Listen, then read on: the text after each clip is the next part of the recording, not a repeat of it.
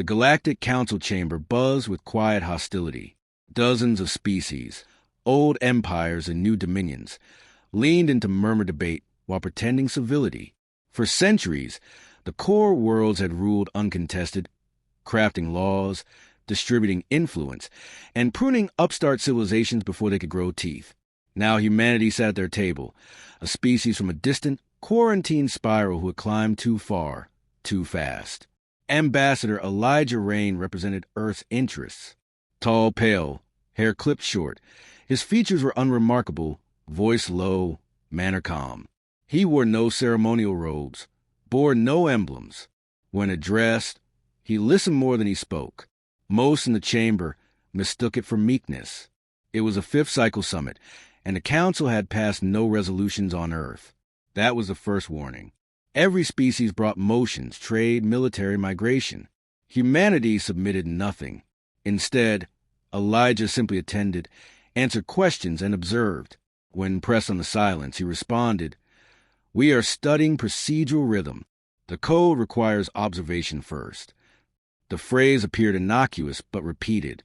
Counselor Karth of the Jazari, a centipede-like species from the Cold World Gorn, questioned Elijah's authority during the session. Is this code an Earth religion or a personal disorder? Elijah only replied, "The code is our cultural response model. We do not initiate. We adapt."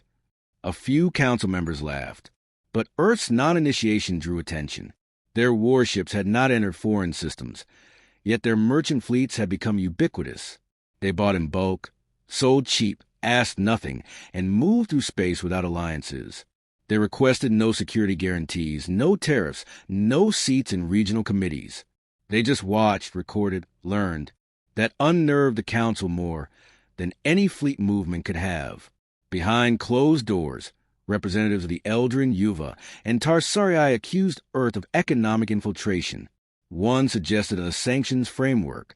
The vote passed without warning. Earth's access to 5 core systems was revoked. Elijah was handed a sealed notice during a recess. He read it without reaction and placed it inside his coat. No protest, no rebuttal, only a single statement. Phase 1 confirmed. The code remains in alignment. The phrase unsettled those listening. The Jazari pushed further, publicly calling the human ambassador a diplomatic placeholder unworthy of a seat. The insult was intentional. Elijah remained silent, but the room shifted. The silence wasn't passive. It was absolute curated. He wasn't ignoring the insult. He was acknowledging it in a language the council didn't understand yet. They pushed again. The next session, his seat was relocated, moved back 1 row. When asked, the protocol droid cited rebalancing of seating hierarchies. Elijah sat without complaint, noting only Phase 1A. The following week, a minor race, the Quillari, blocked a human vessel from docking at a neutral station. It was a soft warning, meant to provoke a response. The vessel didn't retaliate. It drifted away silently, issued a recall signal to 6 other freighters, and all of them departed nearby systems within 12 hours. Several resource markets crashed. 6 weeks later, those same systems saw prices triple as no replacement suppliers arrived. Some blamed coincidence. Others saw deliberate orchestration. The Jazari Council again raised issue. Ambassador Rain, is Earth executing covert economic warfare? Elijah answered, Earth does not initiate aggression. The code forbids premature responses. We only mirror projected patterns. No direct threats. No aggressive words. Just terminology. The code. Phase 1. Mirror projection. The terms lingered like poison in the air. A closed-door session was called. Security was temporarily disabled for privacy. In that session, 3 junior members surrounded Elijah in the corridor. They were from the Bakhrine, an insectal race known for loyalty to the core factions. They accused him of espionage. When he didn't respond quickly, one shoved him against the wall. Elijah looked down at the clawed limb pressing into his chest. Calmly, quietly, he said, Physical escalation. Logged. He didn't strike back. He didn't raise his voice. He simply stepped away, adjusted his coat, and walked into the council hall. That day's meeting ran long. Discussions continued on Earth's resource stockpiling, hidden AI protocols, and Earth's refusal to share internal communication networks. One counselor suggested a tech embargo. Another proposed isolating Earth from shared knowledge systems. Votes began tallying. Elijah abstained from every response. He didn't vote, didn't interject, didn't object. When asked for final commentary, he said only, Earth recognizes a trajectory. Phase 2 authorization pending. We remain in calibration. They didn't understand. 2 days later, an unaligned species, the Norel, issued a statement of neutrality, but removed themselves from Council resource agreements. When questioned, their ambassador only said, Human advisors suggested an alternative modeling approach. We found it persuasive. They exited the summit. On Earth, no statements were released. No leaders appeared. But reports began circulating of small, unregistered satellites appearing in Council-controlled space. Not military, but data harvesting units. When intercepted, they wiped themselves clean. The Jazari demanded accountability. Elijah responded, You cannot intercept what you do not recognize. Code Layer 4 deals with visibility thresholds. At first, they assumed it was human arrogance, until a Council AI, reviewing communications anomalies, suffered a recursive logic failure. Within minutes, 3 more experienced systemic instability. They traced the fall to a series of encoded economic transmissions, legal, public, but layered with mathematical paradoxes. The Council blamed Earth. Elijah said, Your systems interpret patterns linearly. We do not. The code is adaptive. Your machines saw the future and broke. That was when the Council began to panic. The next week, the Elden Ambassador, one of the Council's oldest voices, filed a request for a private audience with Earth, not with Elijah, but with Earth's sovereign data node. The request was declined. Earth issued a counteroffer. The Council may communicate directly with Ambassador Rain. He is the only accessible node until protocol completion. This enraged the Council. Their pride demanded escalation. A resolution passed authorizing limited inspections of human embassies across Council space. 20 teams deployed. 18 were denied entry. 2 forced access. Neither team returned. Elijah arrived for the next summit session as if nothing occurred. He read documents, made no mention of the missing inspectors, and requested no inquiry. The silence was suffocating. Tarsarii diplomats demanded answers. Elijah replied, The inspectors initiated unauthorized breach. The code permits retraction when containment is violated. Retraction? One counselor asked, confused. He answered, Removal of influence, correction of expectation. Sometimes the system must amputate to preserve function. The Tarsarii demanded an apology. Elijah remained motionless. When a message left Elijah's wrist, it wasn't intercepted. No Council system detected it. No localized sensors flagged unauthorized transmission. The signal wasn't designed for conventional space. It rode the gaps between pulse bursts in existing communications, a layered frequency embedded in nothingness. Somewhere across the stars, Earth shifted. In the next Council session, Elijah arrived precisely on time. Not early, not late. Nothing had changed in his demeanor. The seat stripped from him remained unoccupied. The empty space beside the Yuva representative made the hall feel lopsided.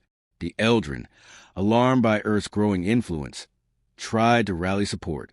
They labeled Earth a destabilizing anomaly, accusing Elijah of passive-aggressive subversion. You've rejected transparency, the Eldrin delegate declared. That contradicts the core principles of this body. Elijah blinked once. Transparency without trust is simply vulnerability. They pressed further. Then what is the code, Ambassador? Define it. Explain it. He paused. The code is humanity's answer to hostile architectures. It is not diplomacy. It is not retaliation. It is survival encoded in behavior recursion. It does not care about your feelings. For the first time, Elijah's words had an edge. The same hour, several incidents unfolded across Council space.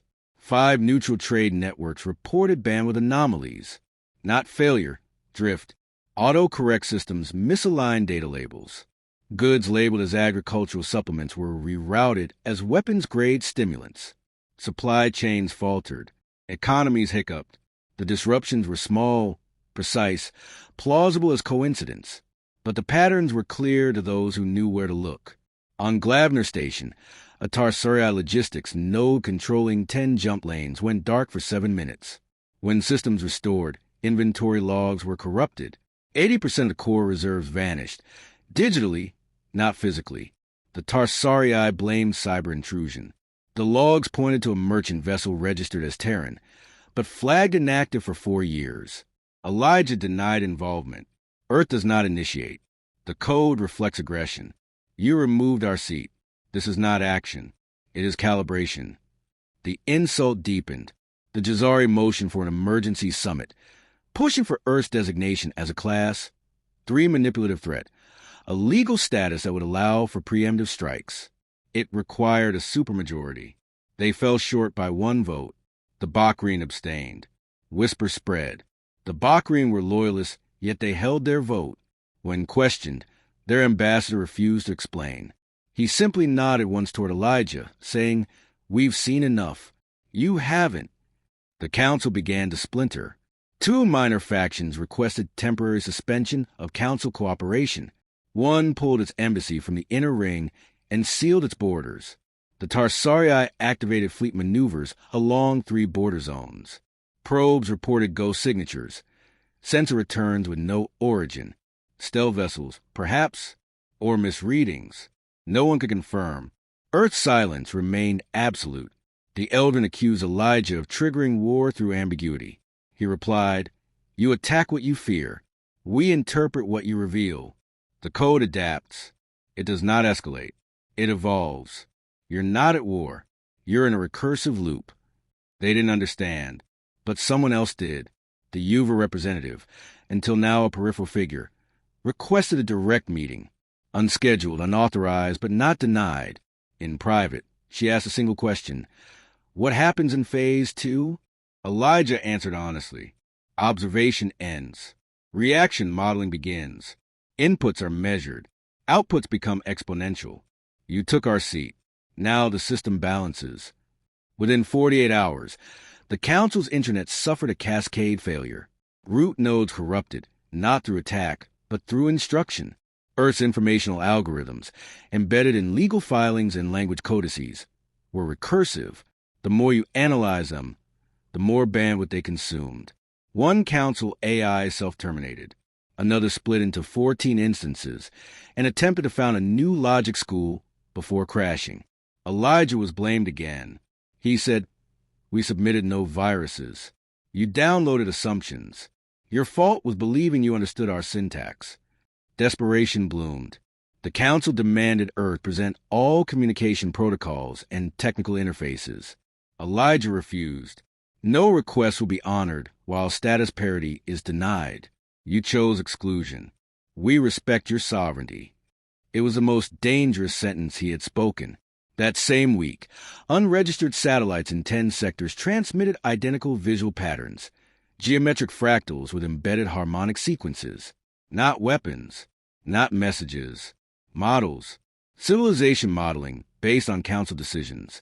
They predicted faction collapses within 12 cycles unless adaptation occurred. The models were 97.3% accurate, based on pre-existing council data. It was not warfare. It was intellectual dominance. Within the council, lines broke. Some factions accused others of betrayal. The Quillari closed all diplomatic lines. The Bakrian defected. Their ambassador submitted a formal alliance inquiry to Earth's Outreach Bureau. Elijah approved it instantly. That night, Council security intercepted 2 assassins near the human compound. Not rogue agents, authorized military operatives. When the Council denied involvement, Elijah filed no protest. Instead, Earth activated 5 dormant embassies across the Outer Rim.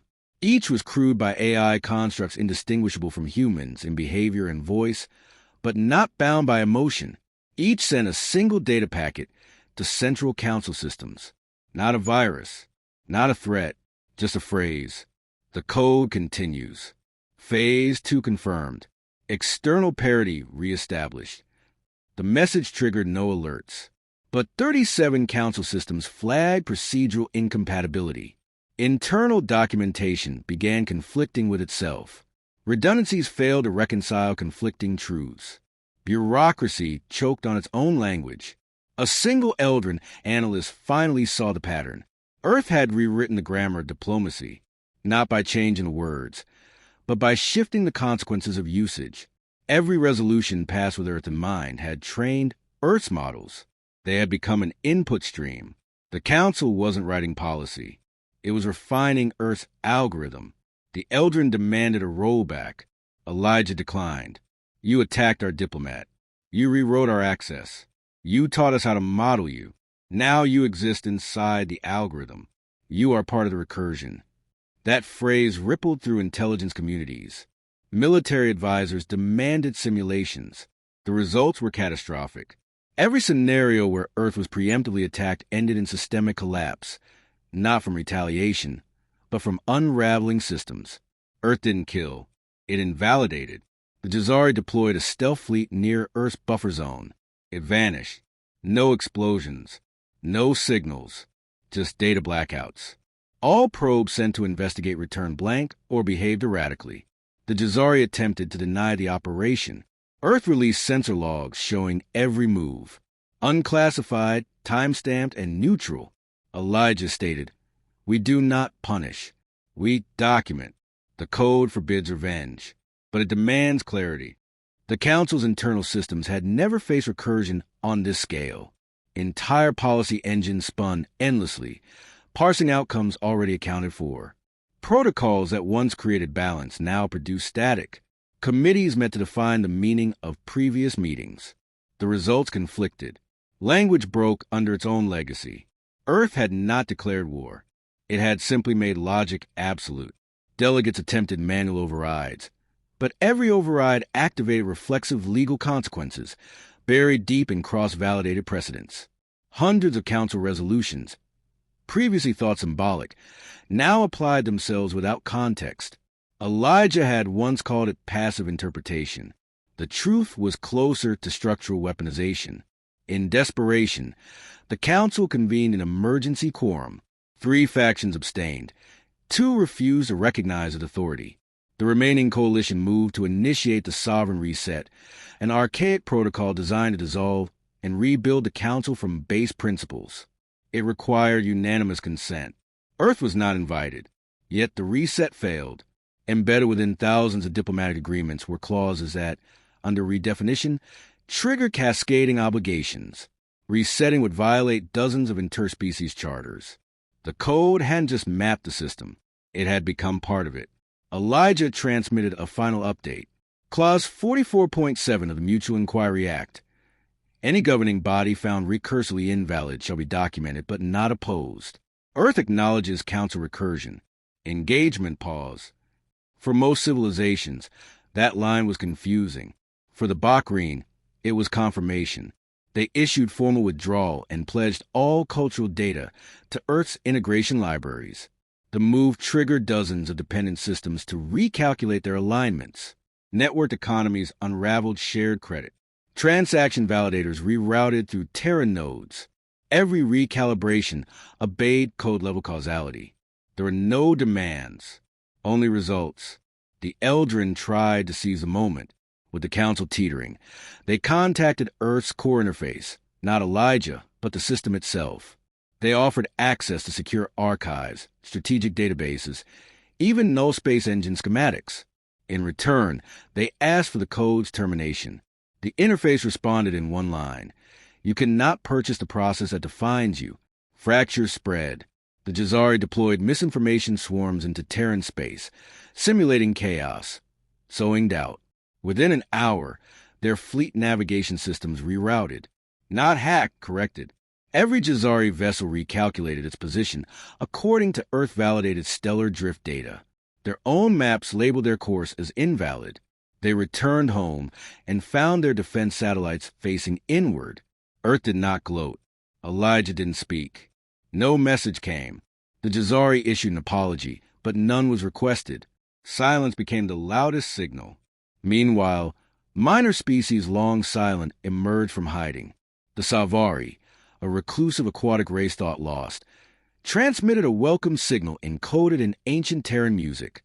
The Tilvax opened their war-torn system to Terran diplomacy for the first time in 800 cycles. They didn't want protection. They wanted truth. Because Earth's greatest weapon was not force, it was clarity. The Code had exposed the Council's weakness, its reliance on consensus over consequence. Every faction had grown used to defer accountability, but Earth made every input recursive. When you lied to Earth, it built a simulation. When you struck it, it analyzed your patterns. When you excluded it, it used that exclusion as an origin point. The final blow came not from war, but from documentation. Earth released a process report, a comprehensive, neutral ledger of every Council action since Elijah's removal. It was unemotional. No blame, just events, choices, patterns, and results. The data was real, the framing impossible to dispute. For every faction, there was a moment of decision followed by consequence. No manipulation, no insertion, only context. It spread like fire. Thousands of systems read it.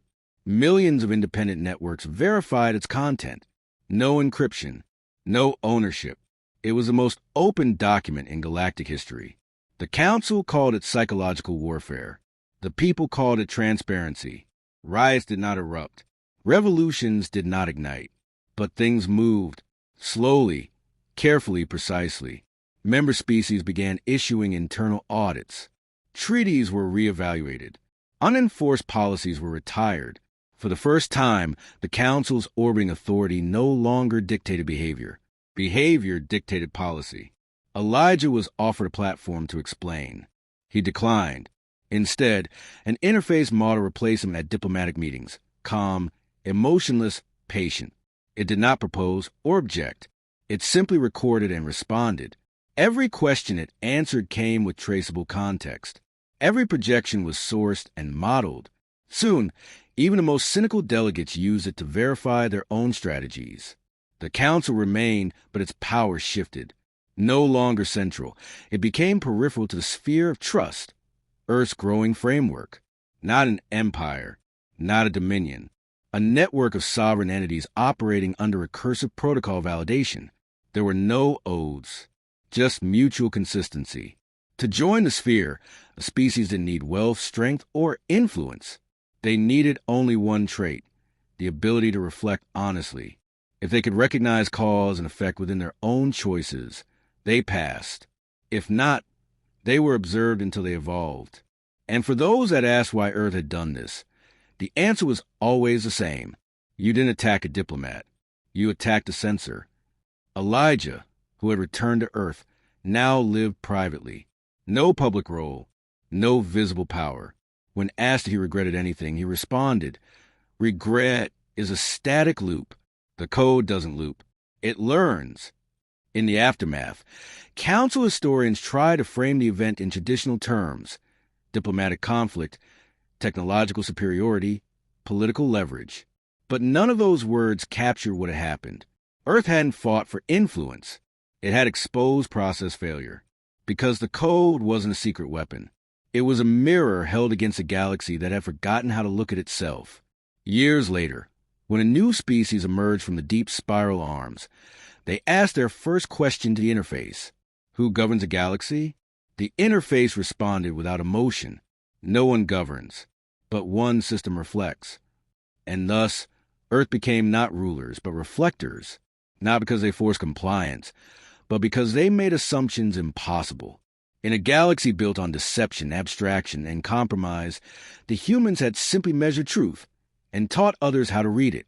They weren't diplomats anymore. They were the standard,